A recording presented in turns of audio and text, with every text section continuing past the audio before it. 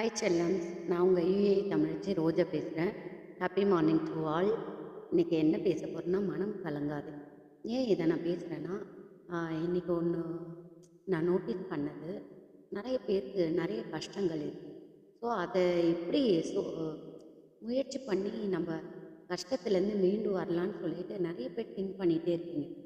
தேவைன்ற தேவையே மனுஷனுக்கு மட்டும்தான் இருக்குது. ஸோ ஒரு சின்ன குழந்தைக்கு பொறுக்கிறப்ப துன்பம் எதுவுமே தெரியாது. ஏன்னா அந்த குழந்தைக்கு துன்பம்னா என்னன்னே தெரியாது.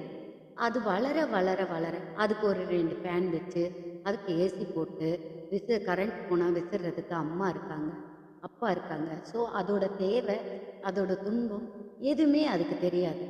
இதே பணக்கார வீட்டில் ஒரு குழந்தை பிறந்தது, 10 பெட் இருக்குது. 10 பெட்ரூம் இருந்தாலும் அந்த குழந்தைக்கு பார்த்துக்கிறதுக்கு ஒரு உயிர் கிடையாது. ஸோ வளர வளர அந்த குழந்தைக்கு ஒரு உயிர் தேவைப்படுது. அது அம்மாவாக இருக்கும், ஏதா இருக்கட்டும்.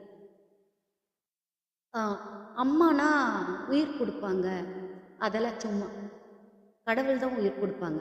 அம்மா நல்லா பார்த்துப்பாங்க, அது எந்த குழந்தையா இருக்கட்டும். அம்மாங்க நல்லா பார்த்துக்க தான் செய்வாங்க, கேரிங் பண்ணுவாங்க. ஸோ ஒரு குழந்தைக்கு நம்ம ஏகப்பட்ட அளவில் சின்ன சின்ன பெனிஃபிட் நம்ம சொல்லி தரும் போது அந்த குழந்தை நம்மளுக்கு அக்செப்ட் பண்ணி, நீங்கள் அளவுக்கு அதிகமான நீ இல்லை சார், நான் நல்லா பார்த்துக்கினேன் என் குழந்தைய, இல்லை இல்லை அந்த குழந்தைய அது என்னோட வசதியாக இருக்கணும், என் குழந்தை என்ன மாதிரி இருக்கக்கூடாது அப்படின்னு நினச்சிங்கன்னா அது முட்டாள்தனம். அது கையை, அது தகுதியை, அதோட பயனறிஞ்சு அது இருந்தால் மட்டும்தான் அது நல்லாயிருக்கும். ஸோ குட் பேரண்டிங்னா என்னென்னா, ஸ்ட்ரிக்டாக இருக்கட்டும், பொசசிவ்னஸாக இருக்கிறதும் குட் பேரண்டிங் கிடையாது. ரெஸ்பான்சிபிலிட்டிஸ் பேரண்டிங் மட்டும்தான் குட் பேரண்டிங். ஸோ நீ உனக்கு நான் குருவாக இருந்தேன் நீ பிறக்கும் போது. இப்போ நான் குருவாக இருக்க விரும்பல. படிச்சிருக்கல, போய் போய் பிடுங்கு, ஏதாவது ஒன்று சொல்லணும். ஸோ ரெஸ்பான்சிபிலிட்டிஸ் அந்த குழந்தைங்களுக்கு வரணும்.